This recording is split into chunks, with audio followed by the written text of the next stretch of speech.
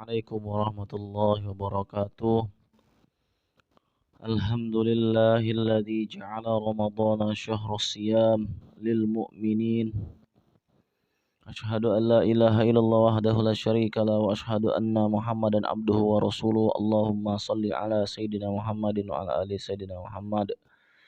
Wa qala ta'ala ya ayyuhalladzina amanu kutiba alaikumus siyam kama kutiba alal ladzina min qablikum la'allakum tattaqun. Wa qala Rasulullah sallallahu alaihi wasallam as-siyamu junnatun minan nar ka junnati ahadikum minal qital. Aw amma qala Rasulullah sallallahu alaihi wasallam. Saudara-saudaraku yang dimuliakan oleh Allah Subhanahu wa taala dimanapun kalian berada, semoga Allah Subhanahu wa taala senantiasa melimpahkan rahmat, taufik dan hidayah kepada kita semua sehingga kita dapat menjalankan amalan ibadah puasa tahun 1443 ini dengan semangat, dengan senang, dengan bahagia ya, dan penuh dengan keyakinan ya, serta harapan untuk mendapatkan pahala dan ridho dari Allah Subhanahu wa taala. Amin ya rabbal alamin. Saudara-saudaraku, alhamdulillah pada pertemuan kali ini ya, di puasa yang kedua ini kita akan melanjutkan pengajian kita ya tentang bab perkara yang membatalkan puasa ya. Jadi kemarin kita sudah belajar syarat wajib puasa, terus fardu-fardunya puasa. Hari ini kita akan belajar tentang perkara-perkara yang membatalkan puasa. Apa saja yang membatalkan puasa? Bismillahirrahmanirrahim. Walladzi yuftiru bihi as-shaimu asyrata asya'a. Perkara-perkara yang dapat membatalkan dengan perkara tersebut orang yang berpuasa itu ada 10 perkara. Ahaduha wasaniyuha. Adapun yang pertama dan yang kedua itu ma wasala amdan ilal jaufi, perkara yang sampai secara sengaja ke jauh ya. Jauh ini apa? Jauh ini adalah rongga ya, rongga pada tubuh kita. Jauh ya. Al-munfatih ya, maksudnya munfatih itu adalah perkara yang terbuka ya. Au ghairi munfatih kawusuli min makmu matin ila roksi.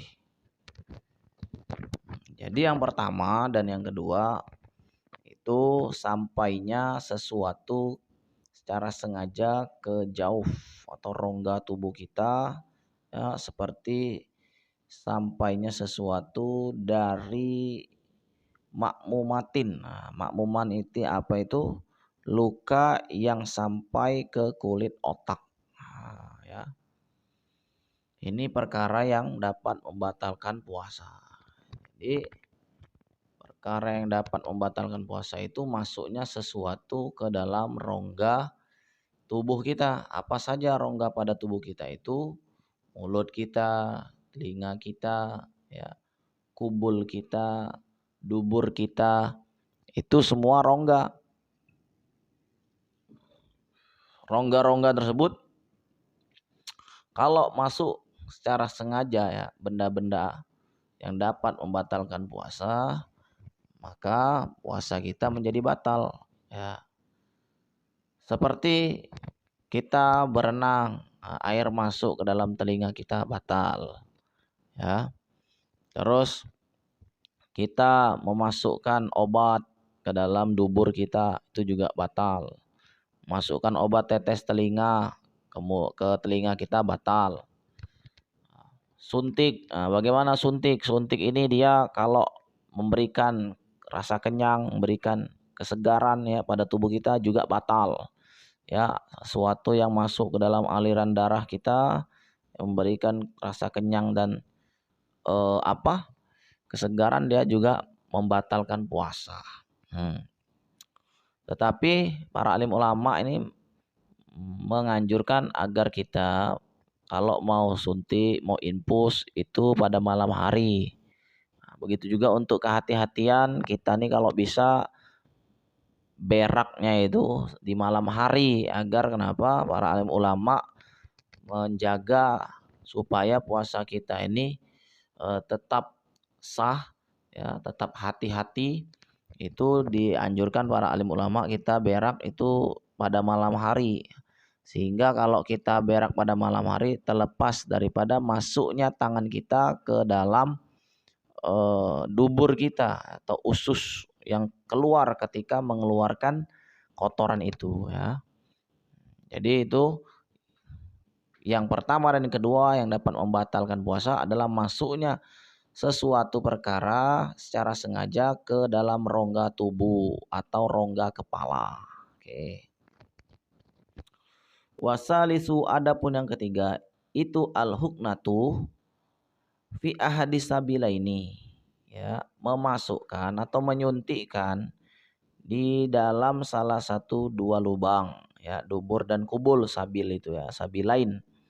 Wahia dawaun, ya, yahkunu bihi al maridu fi kubulin au duburil ma'bari anhuma fil matni bis sabilaini.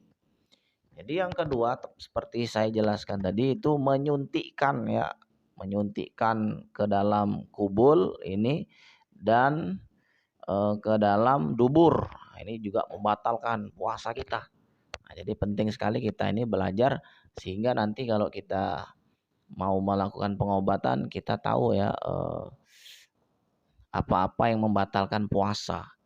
Nah, contohnya misalnya orang yang susah berak, ya, susah berak itu kan dimasukkan pakai obat apa itu bisa untuk melembutkan fasesnya itu. Nah, kalau dia memasukkan obat itu batal, ya, batal.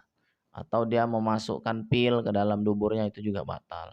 Begitu juga dengan duburnya sama saja. Warabiu adapun yang keempat al-qai'u amdan. Nah, jadi yang keempat membatalkan puasa adalah muntah dengan sengaja. Muntah dengan sengaja. Fa illam yata'ammad lam yubtil saumuhu kama sabaqo. Lah kalau dia enggak sengaja, ya enggak batal ya sebagaimana yang telah kita jelaskan di episode pertama ya kan. Wal khamisu adapun yang kelima iku al wat'u amdan fil farji. Fala yuftiru as-shaimu bil jima'i nasyan kama sabaqo. Yang kelima yang dapat membatalkan puasa itu adalah mewati secara sengaja. Apa itu mewati? Berjima dengan istrinya, ya, di dalam farjinya dengan sengaja. Dengan sengaja. Maka batal nih puasanya. Tapi kalau dia lupa sama seperti makan yang lupa. Tidak batal. Sudah juga itu kita jelaskan. Wasadisu dan adapun yang keenam iku al inzalu inzal.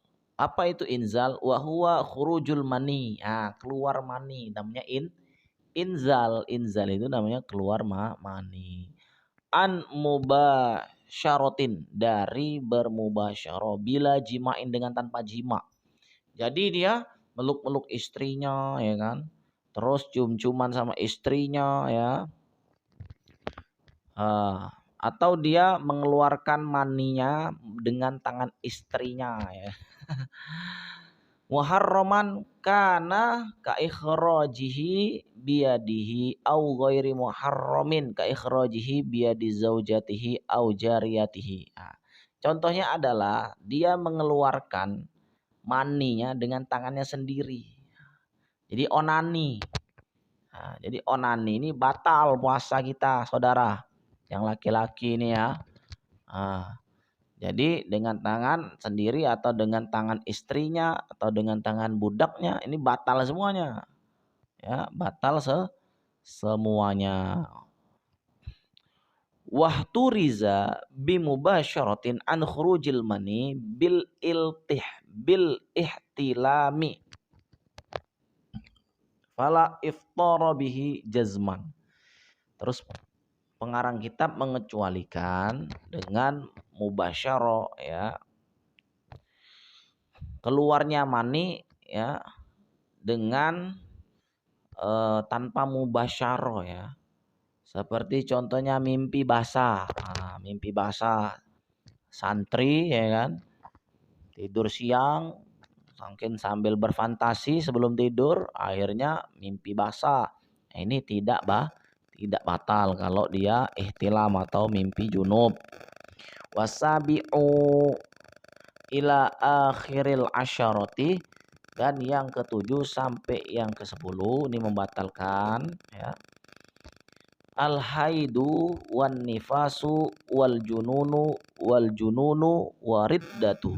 Nah, jadi ke-7 sampai ke-10 ini yang membatalkan puasa kalau ada perempuan yang ketika dia sedang berpuasa tiba-tiba dia haid, batal puasanya. Terus ibu-ibu hamil mau melahirkan dia batal juga. Kenapa? Akan nifas dia. Terus ada orang gila waras tiba-tiba jadi gila, nih batal juga. Seketika itu dia batal. Dan tambahan sedikit, murtad. Murtad na'udzubillah min zalik ya. Jadi tadi adalah 10 perkara yang dapat membatalkan puasa. Dan insya Allah nanti ke 10 perkara itu saya akan tuliskan di kolom deskripsi. Mudah-mudahan dengan ilmu yang sedikit ini ya kita saling berbagi, saling mengingatkan, saling bermuzakarah ya. Mudah-mudahan Allah Subhanahu wa taala memberikan kepahaman dan menerima amalan kita, amalan puasa kita pada hari ini. Dan jangan lupa bagi teman-teman, saudara-saudara, apabila menyukai video ini ya, silakan teman-teman like, subscribe, komen, dan share kepada saudara-saudara kita yang lain yang belum tahu dengan channel ini, sehingga channel kita dapat berkembang senantiasa dan istiqomah. Subhanakallahumma wabihamdika asyhadu an la ilaha illa anta astaghfiruka wa atubu ilaik. Assalamualaikum warahmatullahi wabarakatuh.